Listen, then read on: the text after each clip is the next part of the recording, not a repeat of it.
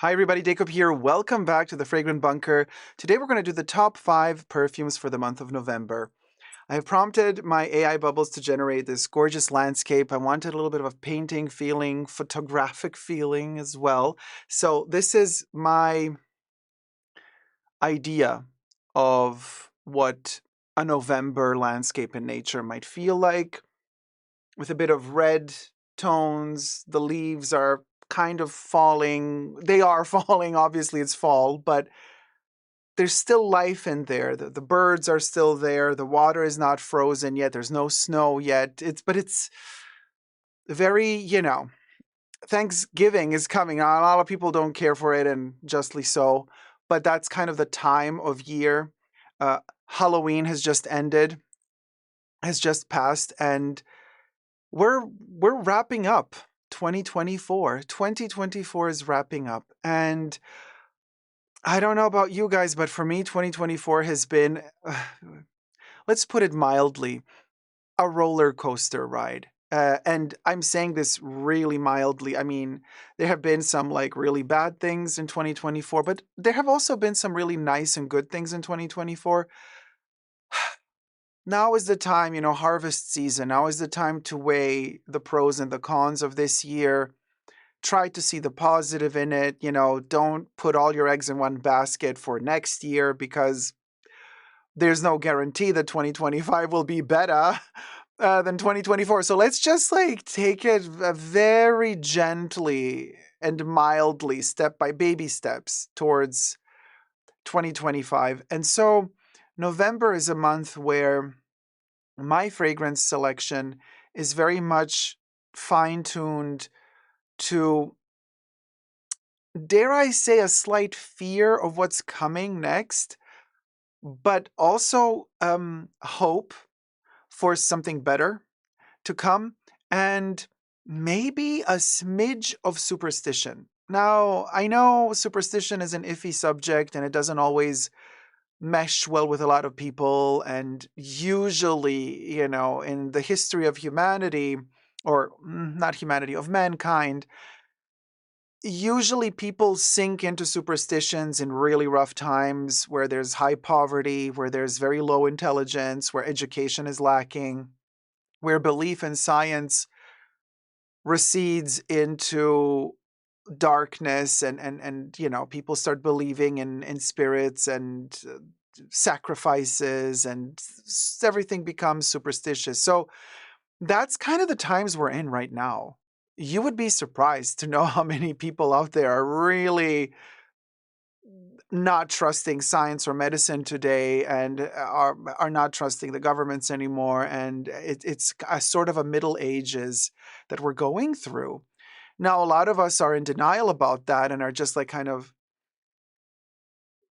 you keep living your life and your routine, your daily routine. And but then, it's a job, 9 to 5 job, or whatever type of job you have, or whatever type of money you have that allows you to not have a job. And you just keep doing your routine. But if you really stop for a second and you try to see the bigger picture, these are really weird times we're living in. So the perfume selection kind of matches that feeling that I'm having.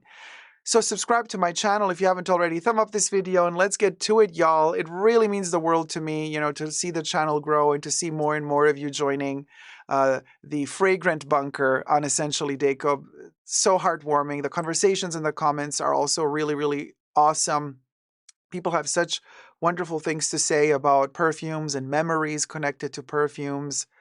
I mean, that's the beauty of fragrances, really. They are memories, and they're also keys that unlock emotions and sometimes memories that we don't even know that we had from past lives, or just from dreams that maybe we had years ago. And a perfume triggers the memory of a dream, and it feels so real that you could almost touch it. So perfumes are an escapism of sorts to me and for me. So I really feel much better when I smell perfumes that comfort me. And so this selection is a selection of comforting perfumes for the month of November, as we are approaching the end of the year and as we're approaching almost the beginning of something new. And that something new scares me, because I was thinking, oh, 2023 was bad, but 2024, It's gonna be a doozy. It's been a doozy, but not in a positive sense. So I'm just like, the fear is kicking in, and the superstition comes with fear. Blend in the first perfume. So we're beginning with Avignon. And this is from the Incense series. It's called the Series 3. Not that this is the third series of incenses for Comme des Garçons. No, Comme des Garçons actually has several series of fragrances that have certain topics. So there was a first series dedicated to a certain topic, second series dedicated to a topic. They even had a garage perfume. And the third series was dedicated to incense fragrances, and there are 5 incenses in the third series. So Incense Avignon, now all 5 of them are amazing, mind you. I would recommend all 5 of them. But in particular, Avignon strikes a chord with me in the colder months. All 5 of them represent particular cardinal religious points on the planet, different religions. Avignon represents Christianity. It's based in France. Those are cities. Each one of the 5 incense fragrances by Comme des Garçons represent a certain city. So, and a certain religion. So Avignon represents Christianity. It is based in France, and it is a very, very dry myrrh frankincense. It has a coolness to it, that very well blends with the weather in November. If you are in the northern hemisphere, you know what I'm talking about. And the more north you go, I want to say the more northern you are, the more north you go, and the more it gets cold and damp, and the days get shorter and shorter, of course. And Avignon really strikes a chord with me because it mimics the cold weather, but that incense has almost like a promise of warmth at its core.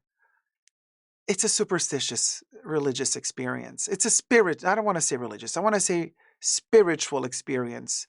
Incense in general, in many religions and in many belief systems across the globe and throughout the centuries, has had or has played a fundamental role in inspiring mankind to elevate their spirit, to elevate the spirituality, to elevate your being spiritually as you're wearing a fragrance that is incense based, or if you are smelling incenses being burnt or melted within spiritual places, houses of worship of sorts. So it's a perfume that, in a way, superstitiously, for me this year, enhances my belief system of hope, of better days to come. And so when I wear Avignon, I feel as though I have entered a sort of a space, a spiritual space for my personal worship. And this doesn't matter what sort of religion or non-religion you have, people. You know me, I really don't care. Believe whatever you want to believe. Live and let live, I say. Do you, boo. Just don't force others to do what you want to do, because what you do might be good for you, but might not be good for your neighbor. So let them live in peace as well. Now, this is just for my personal spiritual journey. Avignon really marks the path. It sets a tone for more elevated thinking, for more sophisticated sense of well-being. And it calms me down. It almost gives me a sort of hope and a promise for a better future. So it's wonderful to wear this at the end of the year for me, because it just calms me down. Now, of course, this is not going to be the only incense this month. So let's see what other surprises we have in store. And a couple of the fragrances that I've chosen for November are a surprise, even to me. But this is how we are. We evolve. If you go and look back at my perfume selections from the past years, I make one every month. So it's very fascinating to see which 5 perfumes I chose for November last year, and the year before that, and the year prior. you see the evolution. You see the evolution of the soul. You see the evolution of the character, of the human being that is kind of learning and living and experiencing more and more from year to year. And so these selections get fine-tuned. That's why they're so exciting to me to do every year or every month, because it's kind of like they tell me something more about myself. And I learn a little smidge more about myself every time I do these videos. So I love doing them. I hope you like enjoying them. I hope you enjoy watching them as much as I enjoy doing them. And if you do enjoy them, thumb them up, leave a comment down below, and subscribe. Thank you. So the next one, Magically Appear. I mean, okay, talk about clove, civet, musk, talk about carnation, talk about patchouli, talk about incensey vibes. Yes, there's also incense in Opium by Yves Saint Laurent. This is the eau de parfum that still exists. I was so tempted to put the extrait in the list, but they've discontinued it. And every time I put the extrait in my lists, people are like, Dacob, I can't get it. I can't find it anywhere. So I'm like, okay, I also really, really love the eau de parfum and I wear it a lot. So I was like, you know what? Let's play with the eau de parfum this year. It's a very warm perfume. Used to be classified in Oriental, but that word is no longer in use. So now I call it a Byzantine floral amber. Not really floral, spicy amber. A Byzantine spicy amber accord. Quite frankly, though, the whole generalization and classification of perfumes is useless to me. I mean, you just call it what I would classify perfumes by the emotions they give me. This one in particular, Opium, it's a 70s fragrance that has gone through several reformulations, but it's still really, really lovely, especially in the EDP formula. EDT is a hit or miss for me. I do prefer the EDP to the EDT, at least for the time being. Both are still in production. And then you got a ton of flankers, which I don't care for. Currently produced flankers, which I really don't care for. So anyway, Opium. There is a warmth in this one and also a flirtatious promise of a better tomorrow. Because don't forget, when this perfume was released in the 70s, we're in full blown disco era. People going out, people were allowed to smoke in the clubs, people were smoking in doctors' offices, in the waiting room. I mean, in airplanes, in trains, in buses, in taxis, in cabs. Like, the cigarettes were the word du jour. You open up a Vogue from the 70s, and every like third page is an ad for smokers, for smoking, for cigarettes, and for smokers. So I recommend you not to smoke. It's not healthy for you. But I'm just, from a historical standpoint, analyzing the times that this perfume comes from. So this perfume was released in an era where the air smelled of intense smells. Okay, I don't think there was a lot of filters placed on cars either, so all the exhaust out of the cars would contaminate, the diesel fuel and fumes would contaminate the cities. Smog was word du jour in November.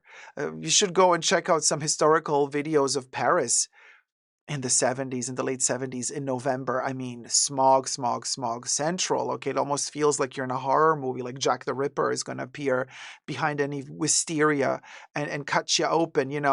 That's the time where Opium lands on this landscape of very intense smells. The smell of sweat.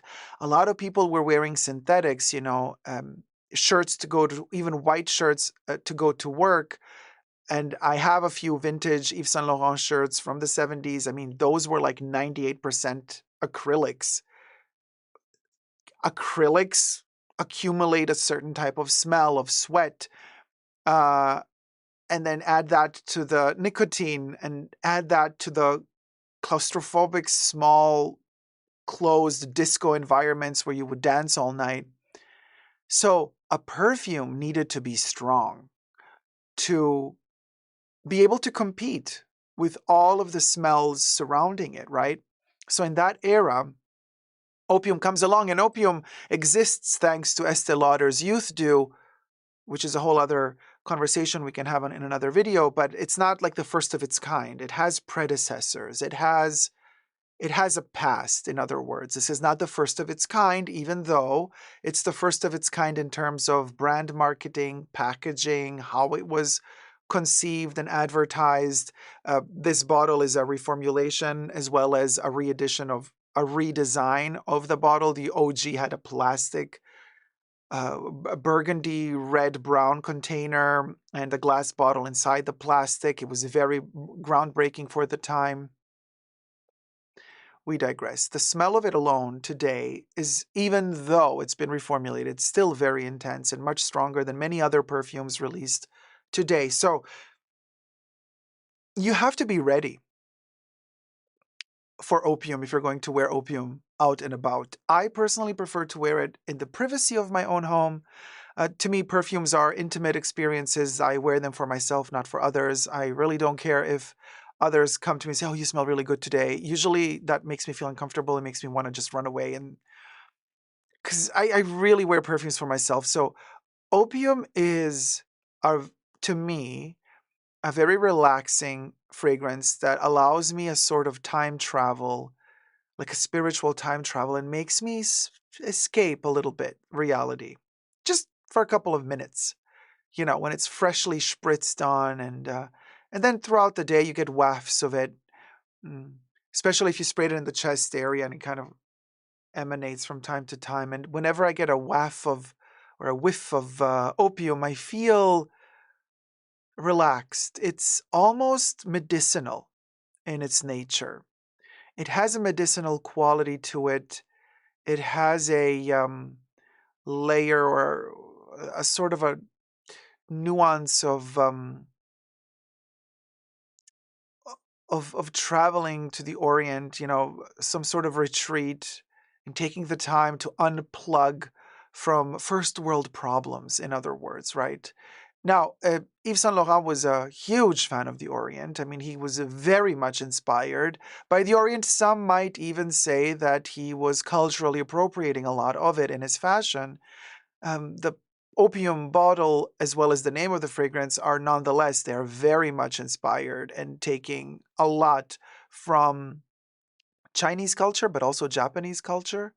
The bottle itself is inspired, well, the old school bottle with the plastic container and the little cords that are holding the plastic onto a sort of a strap with tassels at the bottom. Reminds us of the little containers that in ancient times in Japan, the warriors or the ninjas would wear, and they would have all of their essentials there plus poison to unalive themselves if they ever got caught.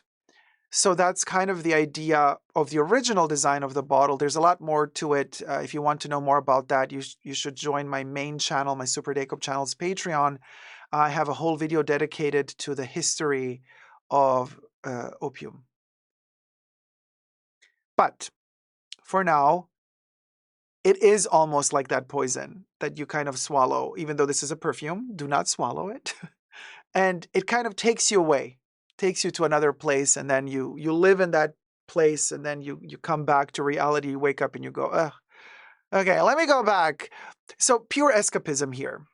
Pure escapism, and for the sake of pure escapism and wanting to just like, oh, let go of all the dense tensions and tensities of 2024, this one really helps me out a lot. The third perfume, thumb up the video and subscribe while you're at it, is the following: Magically Appear.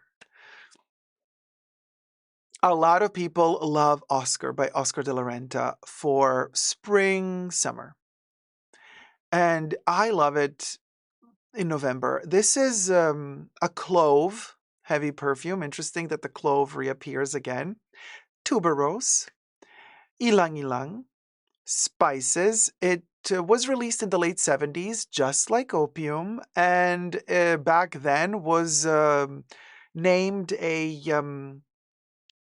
floriental. Okay, a floral oriental, which again, today you would call it a floral amber.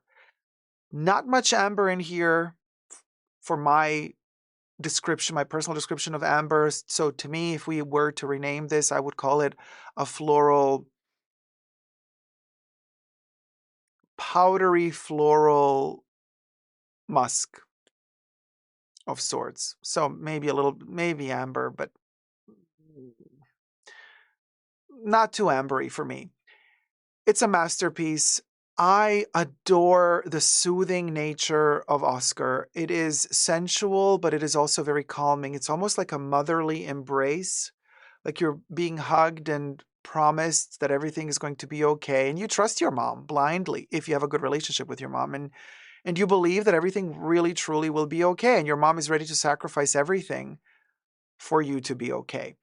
So this is that type of perfume. It has iris in it, orris root, actually gardenia, coriander, orange blossom, basil, peach, bergamot. So it has a chypre vibe going for it, but chypre in a way that Mitsuko by Guerlain redefined chypre and created the fruity chypre by adding the peach.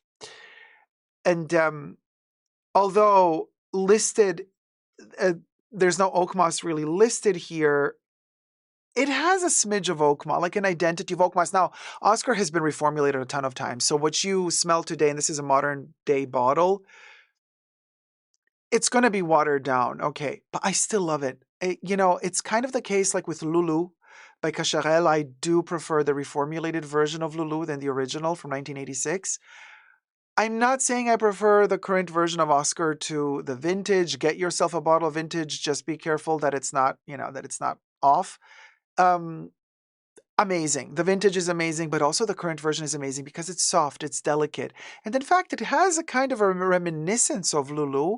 It has a reminiscence of number 22 by Chanel. A very fascinating perfume. Powdery, a ton of powder in there. So there's a smidge of aldehydes with powder, which was reminiscent of Chanel number 5 as well. So such a beautiful masterpiece that calms me down every time I wear it. So it also has tuberose in it, ylang ylang, lavender, iris, jasmine, rosemary, rose, orchid, cloves, again in the base notes as well as in the top notes, myrrh. There comes the incense again. Sandalwood, lavender, amber, opoponax, more incense. Opoponax is a resonancy in incense as well. Vetiver, musk, and patchouli. It's a bomb, but it's a soothing, comforting. It's like a mother that has a lot of character. It's a mother that is very opinionated, but it's a mother that is very loving, very attentive to its child, and very caring and loving and soothing. So this is a cradle of sorts. It cradles you to sleep as you're preparing to wake up in 2025. So this is my preparation for my personal harvest this year. This one takes me there. This one, it's like a prepper perfume preparing me for 2025. Obviously, we still have a selection to do in December. And don't ask me. I don't know yet. I have a feeling that December might be really rowdy, but it might also be very peaceful.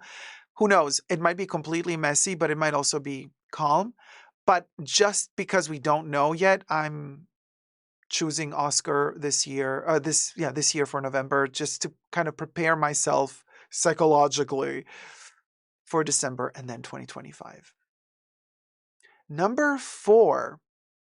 Thumb up the video. Thank you so much, and subscribe. Let's try to get to 20K. Would be amazing. Subbies. Number 4.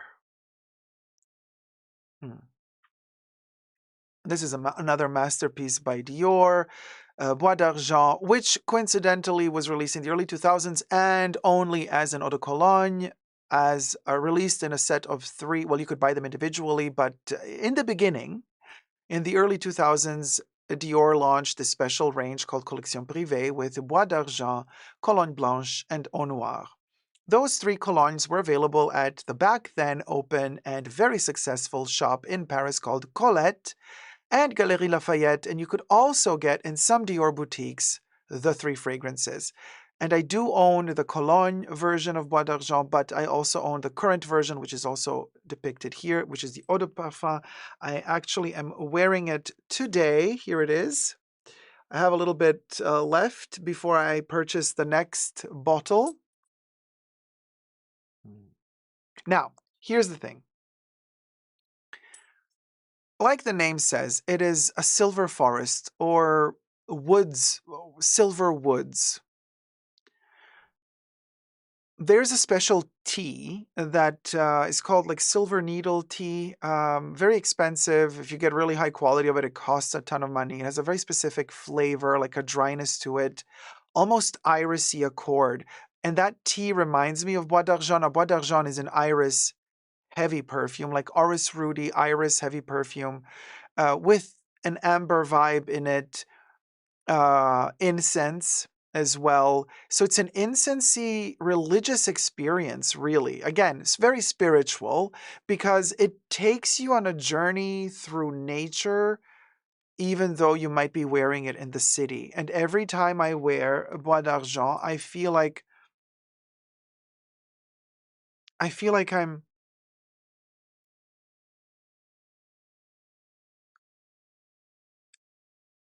like it's so bizarre. This perfume smells of city, but also of nature, right? So it feels like my body is here in the city, but my spirit is blasted off into nature immediately. And there is something very fascinating happening with Bois d'Argent when I wear it, and that is its power to kind of separate me, the spiritual me to the material me, and the material me is allowed to live in the material world, while the spiritual me is floating. It's going places. We're going somewhere magical and beautiful, light, silvery, powdery, irisy. It's such a wonderful experience. And it is a spiritual experience because it's almost like those dreams you have sometimes where you kind of know in your dream that you're dreaming, and then sometimes in your dream you're trying to come back into your own body to wake up, and then I don't know if you've had those dreams. It does happen to me a lot where I see myself sleeping. And yeah, the first time I had those dreams, they did creep me out, but now they don't creep me out anymore. They are actually quite comforting. The dreams I have sometimes when I'm looking at myself, and sometimes I try to talk to myself, and sometimes like my other self doesn't hear me. Like I see myself, but my other self doesn't see me. And other times I'm sleeping, so I don't want to wake myself up. But that separation of the soul and the body in a way, or the symbology of it is very much represented here in this little beauty, Bois d'Argent, because it gives you solace in the thought that everything will be okay. I mean, quite literally. We don't often talk about or think about passing away. You have this illusion. I know nothing is forever, right? But you're born, you're growing up, you feel like, okay, well, as long as youth is there, it's never going to pass. You're going to be young forever. And then before you know it, you're not young anymore. And then you think, yeah, but okay, but I'll live forever. And then before you know it, life is over. Um, this perfume is a sort of, again, motherly embrace. It's like a promise that it's going to be okay. Even though life ends, things will be okay. There's something after that. Whether it be just your energy dissipating into the cosmos and becoming one with the stars, or your energy exiting your vessel of a body and entering another vessel, and living on through another life form in another time, in another universe, maybe even. There's that kind of, because the perfume always gives me a sensation of separation between um, the body and the spirit, and it promises me that they will combine again, right? Because you apply the perfume, you reapply it, you separate, you come together again as the perfume vanishes. And it's like you apply the perfume, you start the dream, or you dream of being within a dream, and then when you wake up, the perfume fades out. That's the idea, and the perfume eventually does fade out, and you do wake up and you realize, okay, everything is fine. So it's a promise that everything will be okay. You go through a tumultuous journey, which will ultimately lead you to um, the light at the end of the tunnel, and you will exit that tunnel, and something new and wonderful will begin. So it's a great promise to believe in, and a hope to believe in. But again, superstitious, right? Because it's like kind of like it's a belief system that we're building here because we're trying to cope with the times we're living in, and perfumes help a lot. At least they help me. So Bois d'Argent is a very, very good one to ease the anxiety of existence and that burden of living and not knowing when the end is coming. So it's a really good one. I mean, these are a little bit darker topics or maybe selections of fragrances for this year, but 2024 has really been a doozy. And the end of the year, I mean, usually, the days are shorter in the Northern Hemisphere. They're getting colder, nights are longer. So you ponder these things. It kind of comes with the territory. It's quite natural, really. And it should be a normal part of life. Death is a part of life. So that's my number 4. Thumb up the video, subscribe while you're at it. Thank you so much. Let's try to get, to 20K. I mean, okay, let's get to 15K first. Anyway, last but not least, here's my number 5. Magically Appear. A clove masterpiece. Again, we have clove. We have incense in here as well. It's hiding, but it's there. A ton of aldehydes in Chanel's Coco, the eau de parfum. So we have Coco Eau de Parfum as a spray bottle. This is a 100 ml bottle, but they also make them in 50 ml, 35 ml. There's an eau de toilette, there's a parfum, although the parfum has been like really hard to find lately, so I hope that they're not going to discontinue the extrait. You never know with Chanel at this point, but Coco, the eau de parfum, is still in production. Yay! And it is a beauty, even in its current reformulated state. It's not as amber heavy as its 80s predecessor. Coco was released in the late 80s.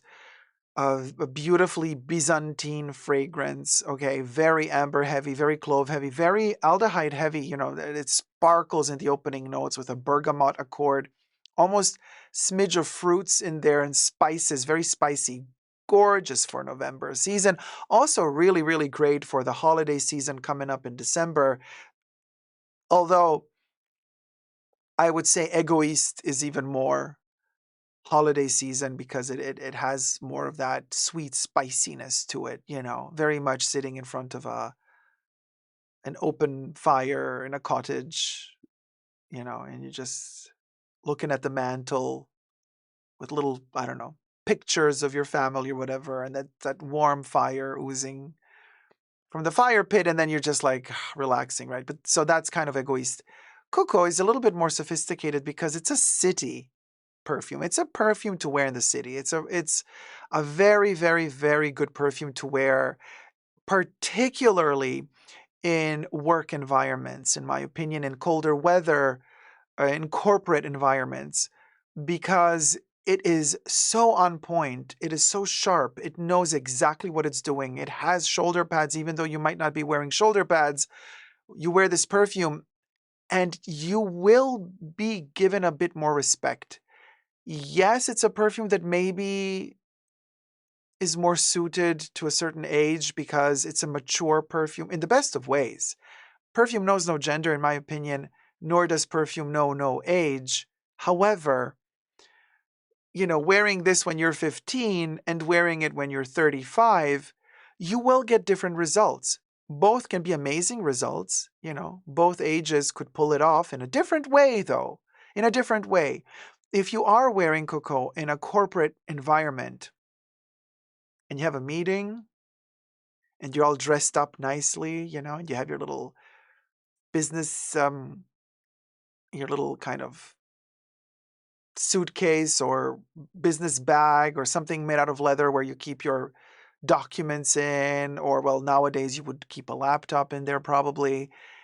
And it's a nice, buttery soft leather. And then you have a little bit of a silk shirt, a little frilly, then you have a tweed jacket on top or a suit tailored nicely, makeup on fleek, you are completely, the nails are beautifully clean, minimal jewelry, just a little something like thin, just a smidge of something, just like so that you can show to all of your coworkers, like, look, I don't exaggerate, like I'm very well balanced and I know exactly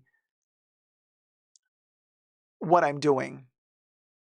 And I do it right, and I am disciplined, and I am very on point, right? And very precise at what I do. That's Coco. Coco is really that perfume. And it helps you also like structure your thought process and how you wish to deliver whatever type of conversation you might be having with somebody. So also if I'm like planning a meeting or I'm planning a form of collaboration or making a video with somebody or talking to somebody, if I'm editing something or if I'm just working on a whatever idea or concept, wearing Coco, even if I'm alone at home brainstorming, wearing Coco helps me focus. It's a very interesting perfume.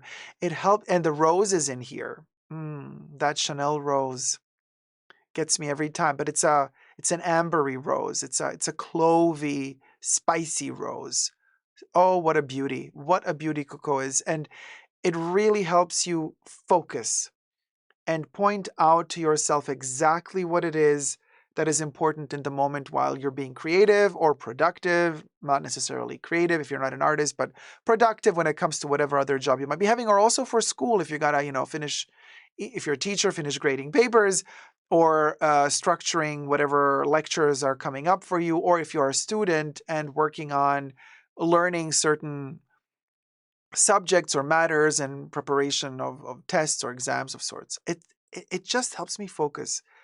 And so in the landscape of the end of the year and this being November and Coco being what it is and me talking about the superstitions and the Middle Ages that we're going through right now, I feel like Coco is that and by the way, Coco Chanel was highly superstitious. She was very superstitious her entire life. So I thought it very befitting, to kind of the cherry on top of my selection is Coco with her superstitions. It's like superstition in a bottle. It's almost witchcraft. This perfume has that flavor to it, like that quality, that density. There's a potion, a brewing, and its name is Coco.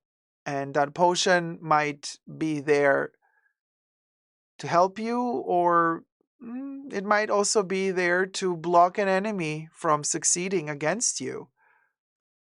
Coco is also prone to gossip and also prone to intrigue of sorts, a little bit of a telenovela, to spice things up as we're, wrapping up 2024. That would be my selection of my top 5 perfumes for the month of November. I hope you've enjoyed this video. If you have, thumb it up, subscribe, and let me know which would be your favorites this month. And until next time, never forget to never give up on fragrant love. Bye.